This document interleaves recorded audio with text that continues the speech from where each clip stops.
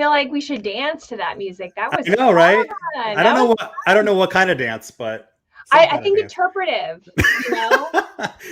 That's how my daughter dances. Is that kind of dance? There's no Oh, rhythm in my great. daughter. It's all like I figure dance like skating a dance. 3-year-old. Well, maybe that's not a bad thing. You know, I'm Oh, very I wasn't saying that's how you danced. What an intro. well, hello, everybody. Welcome to our live with Jeremy Nichols from episode 115 about the Great Resignation. So if you're hopping on with us, we are going to be taking questions and comments. Be sure to just chime in, and then we will answer what you got. So, but first I wanted to dive in a little bit to more of some of the subjects that we skimmed over during our episode, none of which was interpretive dancing. That's another future episode soon to come. Actually, I wanted to talk to you about working from home because even though that's not something that is done a lot in your industry, it did come up in our episode. And I want to get your take on this. I feel like it's true or false. Men don't like working from home as much as women. False. Really? Yeah. Why wouldn't anybody want to work from home? Well, that's my thought, but I've observed that more men, the men in my life at least, they don't like it because they say they have a hard time disconnecting their work brain from their like recreation brain, from their home brain. Well, I guess I can't give you like a concrete answer with metrics, right? So I can just go by what I see. Yeah. David says false here. David says false. False right there. I guess I can say honestly, when I speak to candidates, the greater majority of the candidates who do ask for work from home are women, but I think that just comes from the candidates that I'm interviewing, depending on the role. So like most of in hospitality, but the majority of the work from home opportunities are in sales or, directors of revenue, maybe some finance, things that you don't have to be on property to do all the time. And in the sales industry, it's very heavy. There's a lot of women in sales and in hospitality. So again, I don't have metrics to answer that question, but just from like the men that I know that work from home, everybody likes to work from home or have that opportunity to work from home. Huh. Okay, that's interesting. I would love to hear more as more people join on, like to pull the audience a little bit, or even if they're watching this after the fact, if there's a replay, to hear what their vote is. Because who doesn't like to work from home? How about that? Because if there's someone watching that does not want to work from home, why? Right. Yeah. And why don't you? Yeah, exactly. My husband did not like working from home because it changed his ritual. So like he walks into work and then I don't know what he does. He described it to me once, but I don't really remember. Grab a coffee? There's coffee. There's hi, like saying hi to everyone. And then he goes and sits down and reads like a news article or something. And then he gets into it. And Jake says that he'd rather work from a hotel. Jake, what do you do? May I ask, can you tell me your title in the hotel as well? My mind immediately goes to like inappropriate thoughts. Like he's a male prostitute. What? At the hotel. I'm in hospitality, so I know. I mean, that's hospitable. Okay. This is what you get when you go live with me. I know. There you go. That's good. Shake it up, right? On LinkedIn. Right? Right. I know. I'm like, oh God, LinkedIn audience. They're probably more professional, but a director of sales. There you go. And you like to work on property. Jake, I'm going to ask you one more question just because he says shush. One more question for you, Jake. So you're director of sales. A lot of the DOSs that I interview want that opportunity to have at least a hybrid.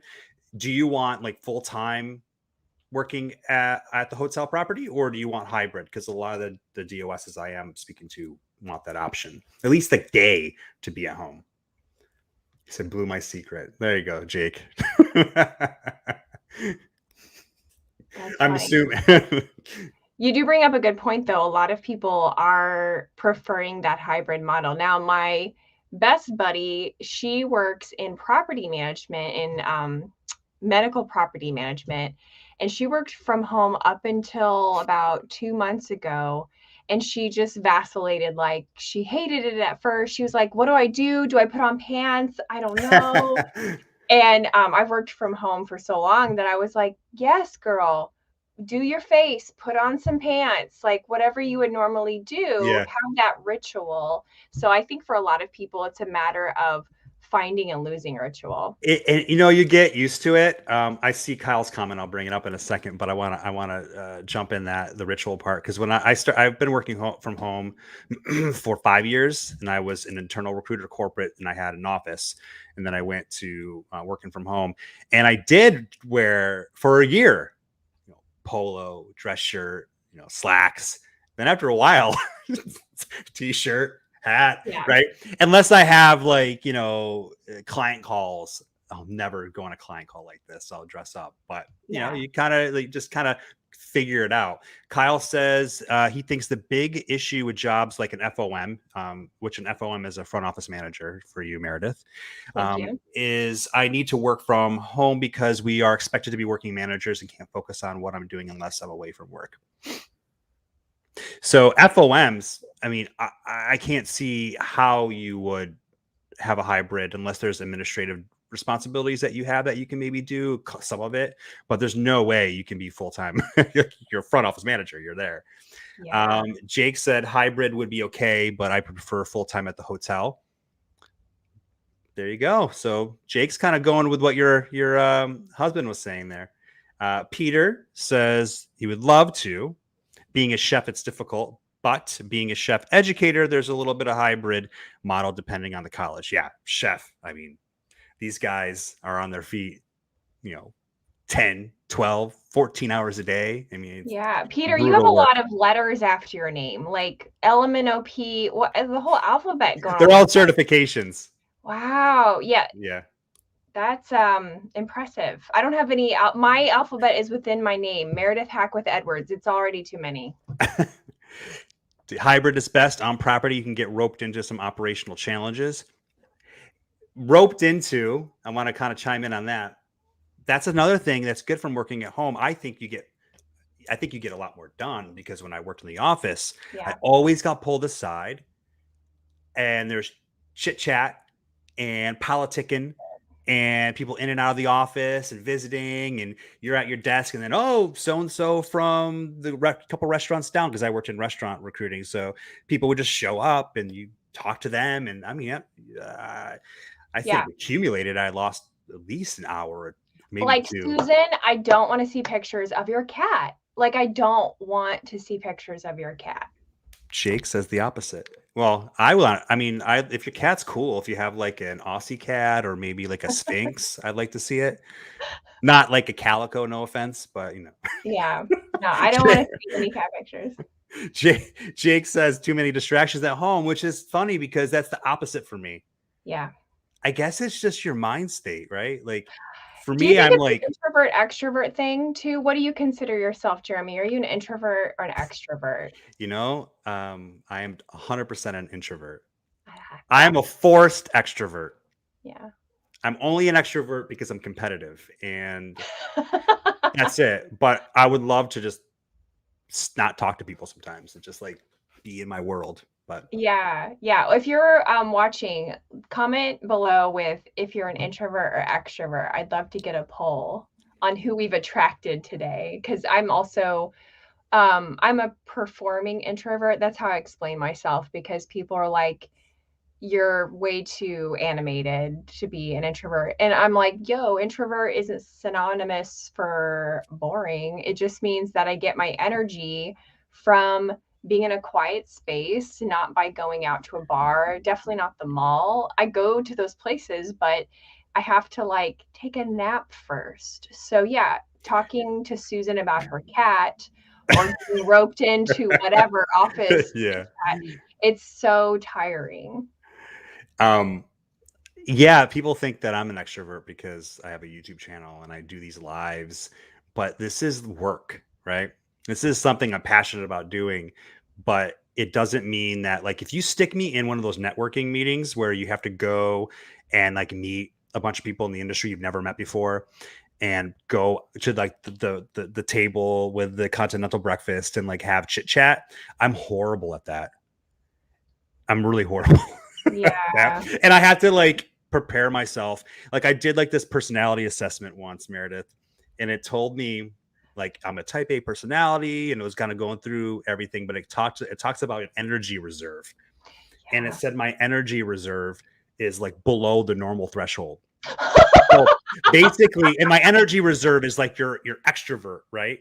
So like it says Jeremy, and I had a consultant talk to me when they were going through this thing. She goes, I bet you when you're out and you're with friends and family, you're good. But once Yeah. you're done. And I go, oh my God, I get in trouble all the time. My wife gets so mad at me. She can read my face. She goes, what's the matter with you? Fix your face, because I'm done. I'm like, I can't fix it. Yeah. Yep. But let's go. We have some extroverts here. Darlene's an extrovert. Peter is an extrovert. Wow, so many extroverts. I'm assuming that Jake's an extrovert because he likes to be on property. Um, Yay. Alex, there you go. What's going on, Alex? Catching it live. Here we go. What does John say? Oh, John, that's one of my listeners.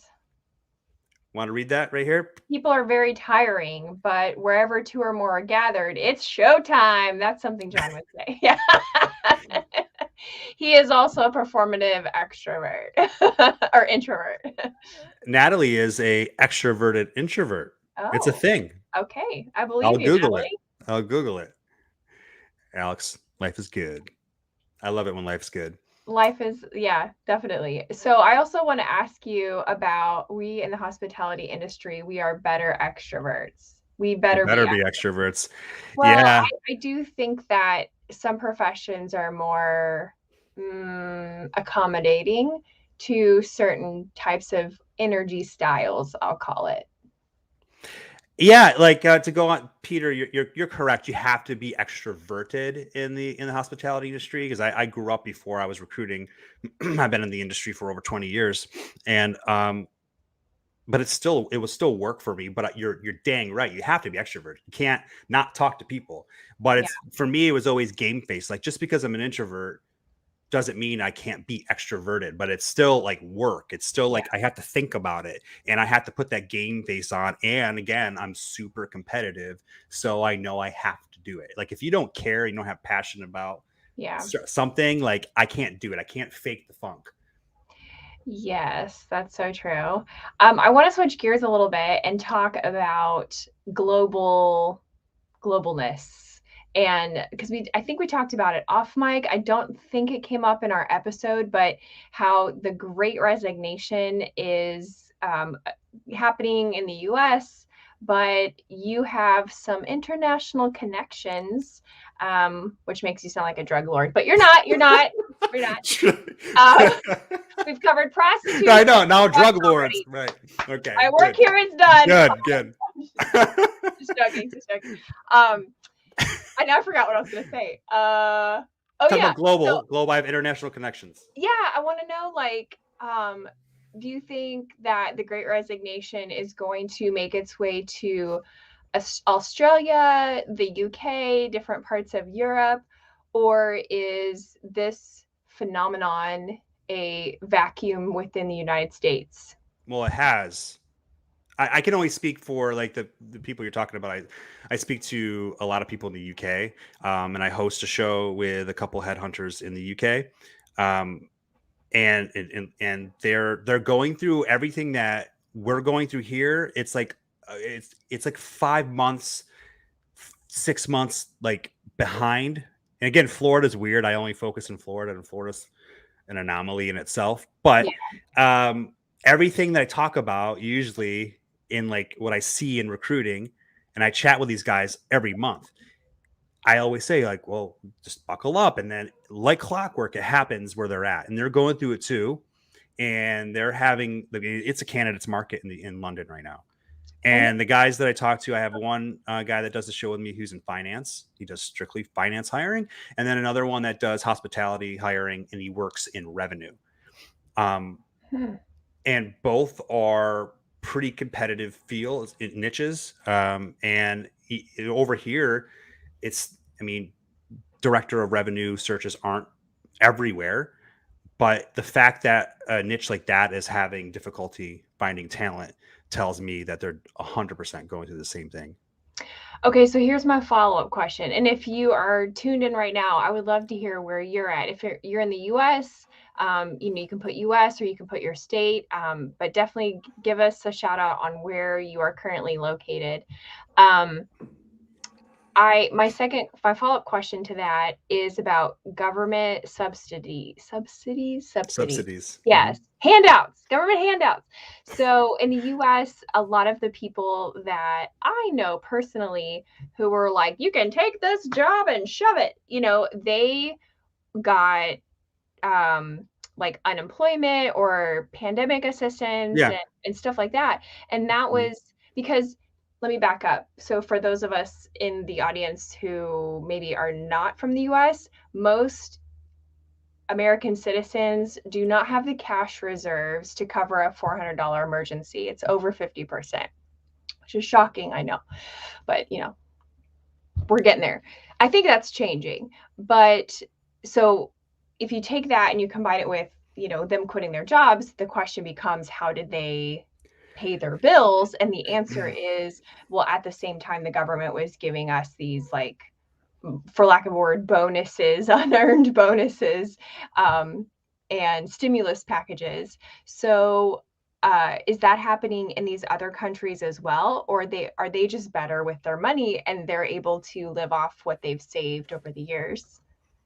Okay. Well, I have a lot that I want to say on that because when you're talking about the handouts or the subsidies and the Yeah. PPP loan, right? The SBA PPP loan for small businesses and Oh, all right. that, Yeah. which helped a lot of people and unemployment.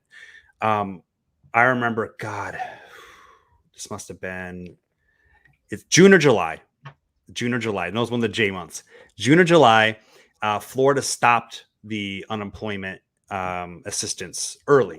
Yeah. Prior to that happening, right? Prior to that happening, a lot of employers were telling me that they felt like the economy was going to go back and get crazy, and they're going to have talent to pick from because all these people are sitting at home collecting checks. And I countered that all the time, saying, no, that's not the case because of X, Y, Z. And we covered a lot of it on the podcast. And you can ask me after I go into this if I want to elaborate. But Okay. so it stopped. And then I said to employers, okay, if that's the case, then in August or September, I'm going to come back and and I'm going to feel like I told you so because it's not going to change. And that was September 21. Uh-huh. Okay. So that's not why people are leaving because it's been gone. It's gone now. So people Right. are leaving for other reasons. Is that what you're asking? Like, No, were my people leaving question, because of the handouts? not because of it, because I agree. I think that facilitated the exits, but I don't think that caused the exits. Okay. So, I know there was a lot of grumbles on some of my social media feed of like, young people today, they I don't. love the way they talk too. Yeah, that's in my mind. You know what font that is? It's like the old man grumpy font, like, yeah. Anyway, do you ever get distracted by your own thoughts? Like, that happens a lot to me. Yeah. Yeah. Yeah. Natalie Anyway, knows. I talk to Natalie often. She'd probably be laughing right now that I definitely get distracted by my own thoughts my often. own thoughts. Yeah. Like, And there's I so bring them many. up. And I bring them up in the call. Hey, I was just thinking of this. Yeah. Yeah. Yeah. Anyway, but no, my question is about, um, internationally, do they have these, did they have these, or do they have these, like, government stimulus packages that allow people to quit their job? I only know of one person who got them internationally. He's an American I don't know how this works because he's an American citizen. He was running a tourism company in Amsterdam, and then he was living in Goa, India. Mm-hmm. And so he was able to live off the subsidies and because of the closing of his business. But I don't know, like, because Yeah. of all the things I just mentioned. So anyway, Yeah. so my question is getting long here. It's, Did are they happening other places, and is it contributing to the ability of people to leave, or are other people in other countries just better money savers? well, you gotta also gotta remember, like, okay, so the people I speak to are mostly in the UK and in Canada, and they don't pay for healthcare, and they have a lot more government assistance than the United States. Without digging into politics. So I don't think that their wallets are hitting the same way that ours is. But again, like I'm ignorant to this to really comment in it. So if you are in the UK or abroad or outside the United States, if you can answer that, like, were there subsidies and things to help you get through the pandemic? Are there still, right? Because again, over here, like, we pay for our healthcare here. Oh, do we? Yeah. Yeah. So Yeah, that's a whole nother live stream, folks. Well, as we are kind of wrapping up our chat, I want to ask you about future predictions. Do you want to be on record with any industry predictions, workforce predictions? They could be US or global. What you got? well, I don't. Okay, yeah, of course. I love that. In fact, we'll timestamp it because usually I like going back to these and like watching how right I am. Right. Oh, well, that's an interesting hobby. I actually did. I did. There's a podcast where I actually predicted 21, and at the time, it was on Hospitality MD, and Kyle thought I was crazy and said on the thing, he's like, "Wow, that's pretty brazen, right?" He says it on the podcast, and I laughed, Uh-huh. and I give like this whole rundown. And then I actually pulled it up and put it on LinkedIn and put the recording up on the date, which was like 6 months later. And I was like, hey, see, told you. Now, again, I'm not Nostradamus. Anything can happen, right? Like, look at Omicron and all this stuff that just pops up out of nowhere. But if I had to put my money on the table, I do think that we are going to be in the candidate market for years because there's just been so much turmoil and so much shakeup and a lot of change. And again, in your podcast, we talk about why people left. Like, on your episode, we go in, we dig into why they left, and there's a lot of reasons why, especially in hospitality. And our Mhm. and our industry in hospitality was really depleted because we were out of work longer than a lot of industries because we have to be on property or at the restaurant or at the resort, and a lot of our talent was scooped up and taken. So there's people that were taken to other industries, people who just didn't like it and had that opportunity to leave, and they left. And so I can go on more reasons why they left. Again, we went into that, but I do think that it's going to be a candidates market. I don't think it's going to change. I think that, speaking for Florida, from the way the news is going right now, it looks like probably end of Q1 we're going to be out of this another wave. Probably earlier. They're saying we're supposed to peak in what, mid January, end of February.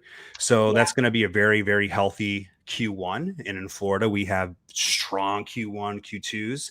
I just think it's going to be an insane year. I talked to a lot of people in sales in my industry, and they're booking up.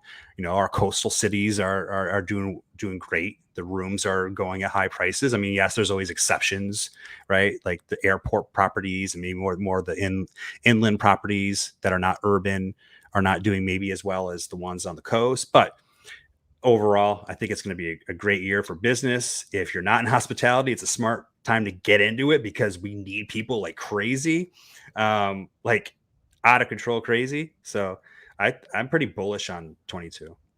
Okay. All right. You heard it here first, folks. Market. So tell people where they can stay in touch with your, brilliant hair flip expertise, and all, your socials and all the things. You can find me from my name. It's Jeremy Nichols. I'm on LinkedIn. I'm on YouTube. Same name, just my name. I'm on all the other platforms. I'm on Facebook and Instagram, but I'm not as active as I should be. So LinkedIn and YouTube is definitely the best place to find me. Okay. And then if you want to find me, it's Meredith for Real, which is my name, FOR Real, not the number 4, on Instagram. I'm most active there. I have a lot of fun with Instagram Reels.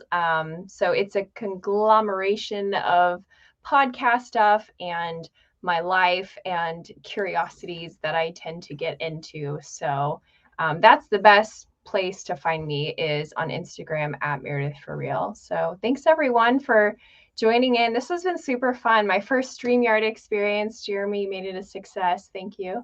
Thank you. Thanks for having it. And as you guys can probably all tell, we would love to keep on chatting, but Meredith is up to the clock right now, looking at the time. But with my prediction, boom, Kyle saying get into the industry. Oh, nice. 100% agree. Okay. 100% agree. And there's a DOS.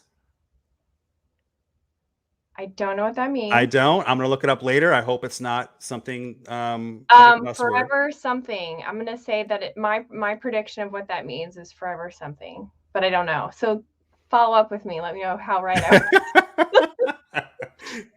Thank you for having me on, Meredith, and it was a lot of fun.